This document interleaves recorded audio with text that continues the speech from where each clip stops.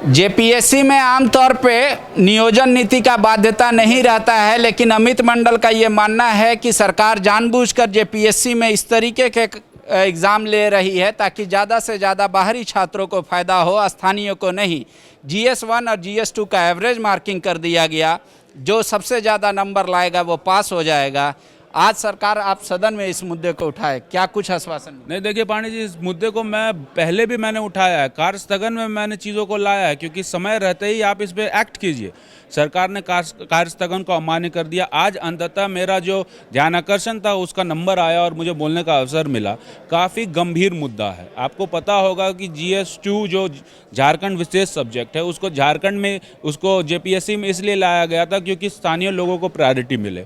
GS2 में मान लीजिए आप 20 मार्क्स स्कोर करते हैं और GS1 में आप 70 मार्क्स स्कोर करते हैं और दोनों का एवरेज निकालते हैं तो 45 मार्क्स हो जाता है, तो आप दूसरे राउंड के लिए क्वालिफाई हो जाते हैं। GS2 में वही लोग ज़्यादा स्कोर करेंगे जो झारखंडी होंगे। उसमें अगर आप इसको एवरेज कर दीजिएगा, कहीं ना कहीं आप स्थानीय के हक को मारने का काम कर रहे हैं। और इतना ही नहीं, मेंस में 6 पेपर है, उसमें इंडियन पॉलिटी भी एक सब्जेक्ट है और इंडियन इकोनॉमिक्स भी एक सब्जेक्ट है। उन दोनों में भी आप फेल कर जाते हैं, 20-20 मार्क्स लाते हैं और बाकी रेस्ट पेपर में आप ज़्यादा मार्क्स स्कोर करते हैं और एवरेज निकाल के 40% कर देते हैं, तो आप CO BDO बन जाते हैं बिना कॉन्स्टिट्यूशन के नॉलेज के, बिना इकोनॉमी के नॉलेज के। वो क्या झारखंड चलाएगा? इसलिए मैंने इस मुद्दे को सदन के अंदर रखा है कि समय रहते अगर आप इस चीज़ों को ठीक करते हैं तो मुझे ऐसा लगता है कि आप स्थानीय युवाओं के हित की बात करते हैं, अन्यथा आप अपना पॉलिटिकल एजेंडा चला रहे हैं। अब जब सरकार ने तिथि घोषित कर दी है, सरकार ने ये कह दिया है कि हम एग्ज़ाम लेंगे, उस बीच में आप नियमावली चेंज करेंगे तो जो अभ्यर्थी होंगे वो कोर्ट चले जाएंगे, मामला फंस जाएगा। इसीलिए आपको सारी चीज़ों को कैंसिल करके नई नियमावली बना के सरकार आश्वासन दिया आपको? नहीं, सरकार बोली, सरकार सदन के अंदर बोली कि हम इसको दिखा देंगे, लेकिन सरकार को इसकी गंभीरता नहीं पता है कि दिखा देंगे का मतलब क्या है, और वो इस स्टेज पे दिखा नहीं देगी।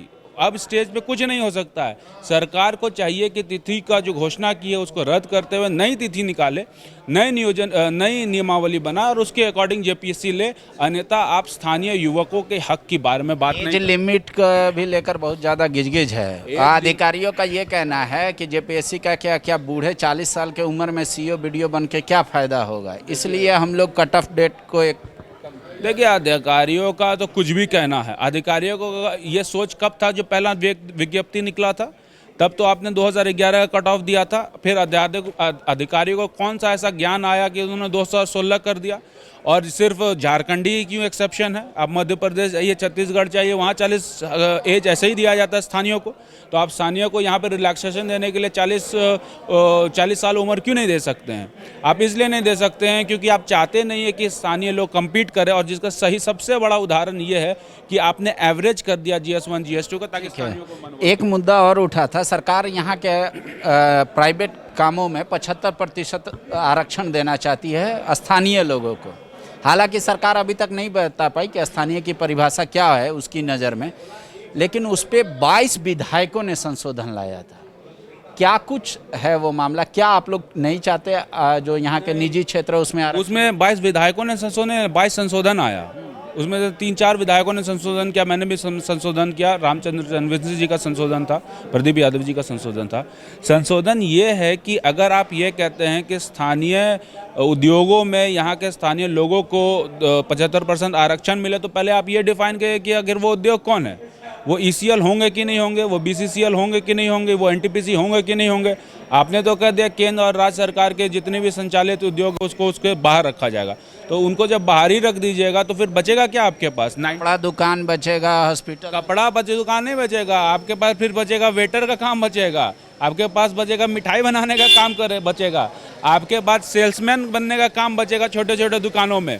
इन सब चीज़ों को गंभीरता के, और उसमें भी क्या, उसमें भी सरकार ये बोल रही है कि अगर DC को लगे कि अगर वहाँ पे कपड़ा दुकान में फलना आदमी का स्किल्स नहीं है तो DC उसको भी एग्जेम्प्ट कर सकता है। ये भी छूट दे दिया गया है। तो DC सर्वोपरि हो जाएगा। DC जिसको चाहेगा उसको लगा देगा, जिसको चाहेगा उसको हटवा सकता है। जिस कंपनी के साथ उसका अच्छा टर्म है उसको अच्छा बना के, अनुकूल उसके नियम बना के उसको बोल देगा कि ठीक है तुमको एग्जम्पशन दे दिए, छूट दे दिए, और जिसको साथ उसका अच्छा टर्म नहीं उसको बोल देगा नहीं तुमको रखना पड़ेगा। तो ये बहुत सब्जेक्टिव हो जाता है। तो प्रवर समिति में चला गया। तो ये प्रवर समिति में चला गया। सत्ता पक्ष के विधायक, विपक्ष के भी विधायक इन चीज़ को समझ रहे हैं और इसलिए प्रवर समिति में गया, क्योंकि आपको पता होगा कि भानु प्रताप शाही जी ने एक वहाँ पे प्रश्नकाल के माध्यम से पूछा था 75% आरक्षण को लेके। 15/3 को सरकार का यह जवाब था, अभी तक हमारे पास कोई ऐसी योजना विचाराधीन नहीं है। और अचानक से आपको देखिए कि बिल आ जाता है। मतलब 15/3 मार्च की बात है और सरकार को नहीं पता है कि हम क्या करेंगे और अचानक से आप इस मुद्दे को यहाँ ले आते हैं। तो इसका मतलब आपको तैयारी कम है। तैयारी कम है तो स्वाभाविक सा बात है ऐसी त्रुटि होगी जो आपको दिखा। ठीक है, तो सरकार अपना बिजनेस के अलावा ताबड़तोड़ जो विधेयक चाहती है उसको पास कराने के लिए सेम डे लाती है। हालांकि नियम है कि कम से कम 3 दिन पहले विधायकों को मिलना चाहिए, उसी को लेकर पूरा जीरा हुआ। TheFollowUp.in. Like, share, and subscribe. www.thefollowup.in